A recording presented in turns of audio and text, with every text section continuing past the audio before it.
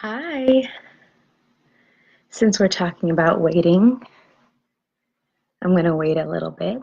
Hi.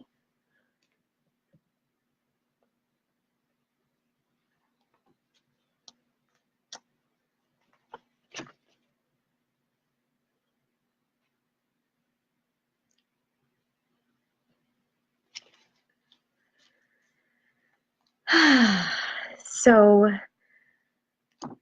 hi everyone. So, I'm Siris Rivas, in case we don't know each other yet. Hi Mitch. Hi Monique.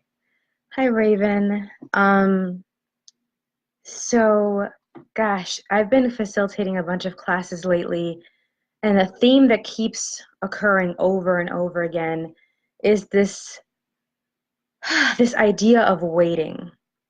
And it's not in what I usually deal with classes and clients where it's like I'm waiting to choose, I'm actually just waiting to create a lot of times. It's actually similar and different in that a lot of people, like for instance, the foundation class I was just facilitating in Savannah, one of the people in the class were saying that they have this roommate situation where they're living with their partner and they also have a roommate, and the roommate is abusing them verbally, emotionally, sometimes even physically.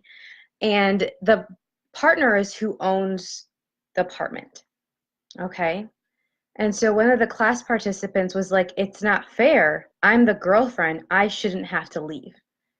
It's not it's not okay like that I'm having to be the one that's going to consider leaving. Hi Isis. And And so why is it that it's on me to go when she's the one that's abusive? She's the one that's horrible. She's the one that's, doing all these things. It's not contributing to the apartment, things like that. Okay, so that's one example, right? So that's one way that I can look. And then somebody else in one of my New York classes was saying that they have this family member who's staying with them, a really young, a grandchild of theirs, and they're sharing. They also have owned the apartment, the home, actually with their daughter. So it's a mother-daughter duo. They're owning this house, and their nephew slash grandchild is living in the house with them and doesn't do anything, doesn't cook, doesn't clean, is basically playing video games all day. And the grandmother would like for him, both of them would like for him to go out and work and get a job, but then they're also not requiring for him to contribute to the house. And even when he might do so, like contribute by cooking or cleaning, washing dishes, maybe mowing the lawn, they won't let him do it. They want him instead to just go get a job, but he's not willing to do that. And so they're waiting. And so there's this waiting. Hi, Derek. Hi, Adrian. Hi, Ethel. Daniela and Julie. Hello, hello. And so where are we all waiting for other people to choose? I had somebody that was looking to date. It's like I was just talking to somebody this weekend. I had this really fun potluck game night. And at the end of the night, she was leaving and she was like, oh my gosh, I'm so glad I came. I'm glad my friend brought me because I really want to socialize more. I work from home and it's just really hard to meet people. And I'm like, well, where do you go to meet people? Oh, well, I stay in my house all the time working. And I'm like, well, how are you going to meet people in your house other than like the postman, like other delivery people, maybe solicitors? What? Why would why would the people be showing up at your house? But she's like, I'm really lonely. I'd like to meet more people. And I'm like, I'm so glad your friend brought you to our house for this potluck game night. And we had so much fun. And like, what if you could have more of that? Like, if you would be willing to kind of risk it a little bit and try something different. So all these different things are just all these different ways that we can wait, that we can just wait to choose, wait to actually do what's going to work for us. With the first person example, with the partner, by the end of the foundation class, one of the things that she realized was that she was giving her power away to her partner and to this roommate. And she was like, wait, no, my choices create my life. And because we were like, well, you could leave, right? You could just go and live on your own again. You did that. You can still be together. You don't have to break up necessarily, but you are taking abuse from this person. And if your partner is not willing to kick them out, then they're kind of enabling and condoning this behavior on this roommate on your in your body. Is that okay with you?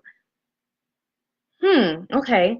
So by the end of the 4 days, she was like, wow, I'm willing to have me and my peace of mind, and I'm going to let them ride this out, and I'm going to give them some time to work it out. And I'm going to have my timeline as to, okay, by this, like a month or 3 months or 6 months, whatever is going to work for her. She's asking questions about that. She's like, okay, within this time period, if she's not out or if this doesn't change, I'm leaving because I'm willing to have what's actually going to work for me, what's honoring of me and my body, the life that I would like. And it's my choice. It's going to create that. And so she keeps waiting instead of before the class where she was waiting for someone else to choose that something that was going to change it. And it's like, it has to be this one way. It has to be her leaving. It's like, it doesn't have to be any one option. What else is possible there that you could choose to change the situation so you're not receiving all of this abuse?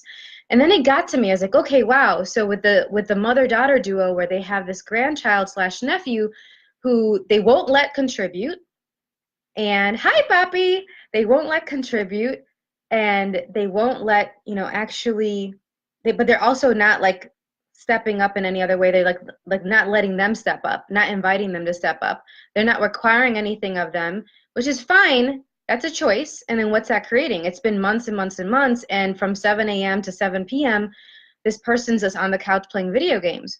Okay, so you'd like to empower them. You'd like them to have the skills to create a different life, but you're not actually preparing them for that. Like, what is it that you're doing and being that's actually encouraging them to choose something different? And so by the end of that one-day class of the Access Bars class they took, you could start seeing them recognize that they were like, oh, I don't want to kick them out and make them feel less than because of these other people that have kicked him out from all these other homes, and he's quit jobs, he's been fired because he doesn't show up on time, all these different things. And I was like, by you taking him in, how is that actually preparing him to go to a job on time and be responsible and take care of his own needs and pay his bills and live on his own, possibly have a family in the future? How is that doing that? And it makes me think of all the stuff that I do with the kids that I work with as well, where I'm constantly looking at who they are in that moment in front of me and who they are going to be in the future, who they could be in the future. And all of their choices are going to create that. But I'd like to send them the message from this point onward. Like, when they're with me, they get the message that they are capable and that their choices are creating their life. And what skills can I model? What skills can I invite them to and teach them so that they can actually be prepared for the world? And so they started looking at that. And by the end of the Access Bars class, they got rid of all this muck and clarity about this guilt that they had and all this worrying and the fears that they had for him and for themselves about stuff that happened to them in the past. And they were able to see a little bit more clearly of how their choice to enable him and to not require anything of him, and also to not receive from him, like he could contribute to the household in a different way, but they weren't letting him, what that was creating. Not just for him, yes, for them, for their relationship as mother-daughter, there's so much friction there as they were waiting for this other person to choose something different. And sometimes people are willing and sometimes they're not, right? And I mean, how many of y'all know that, like, people in your lives where you're kind of like, you really wish that they would choose to leave an abusive relationship. You really wish that they would choose to go back to school, that they keep saying they want to go and they don't do it. You really wish that you'd start the business and this new business that they're interested in. Maybe that person is you, maybe. So many different examples have been coming up this week of this waiting and waiting and waiting. And one of the things that I was realizing with all of these different examples and forms, and I've certainly done this. I've done a lot of waiting with things that I wanted to create, with things that I wanted to choose. There's just been so many times in my life where I was taking on this energy of, okay, I need to sacrifice. I need to work on this, and by working through this and this struggle with it, it's a struggle now, but I'm going to power through to get to the other side. Sometimes that's actually true. And it just takes, a couple more steps, and on the other side of that is exactly what you're asking for. And sometimes it's cutting off an awareness of what's actually possible with that particular person, with this particular situation, with this place, and we're not always willing to look at that. I know I wasn't. There were certain places that I was working in, certain people that I was dating, certain tasks or projects that I was taking on that I was like, I'm going to try to force this into fruition instead of acknowledging what's actually possible and what's not possible.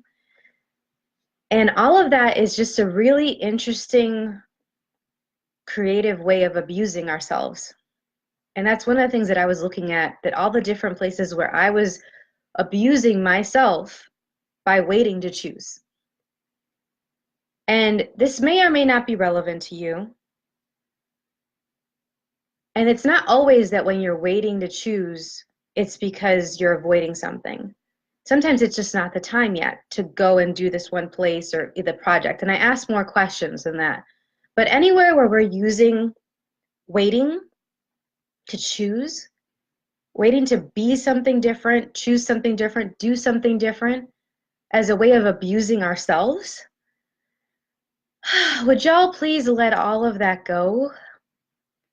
I mean, just in whatever way that any of us are doing that, would you be willing to let all of that go?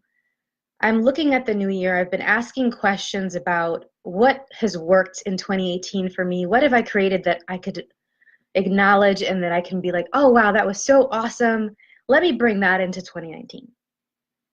And the things that I'm like, ooh, that didn't quite work. Maybe y'all saw some of the videos of my wedding engagement that got broken off and all these different things. And there was a lot that was right about that. And I don't regret anything about that relationship. And the friendship that we have now is wonderful.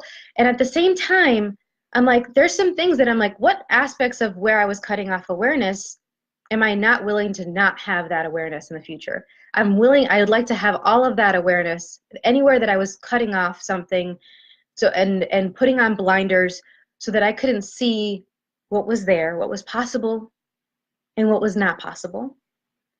I'm like, let me have that now. I'm gonna choose that now. Are you guys willing to choose that with me? A little bit more awareness or a lot more awareness in 2019?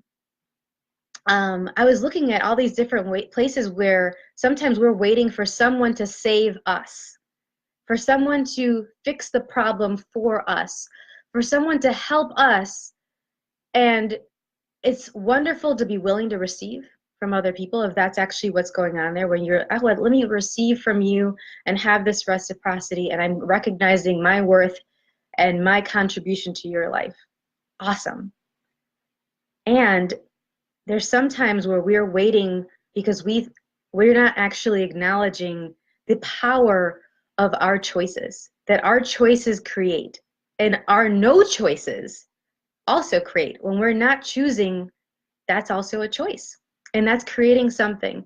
It may be creating a stagnancy, like kind of a plateau in your life, a sense of blah. There's a lot of blah around in this time of year.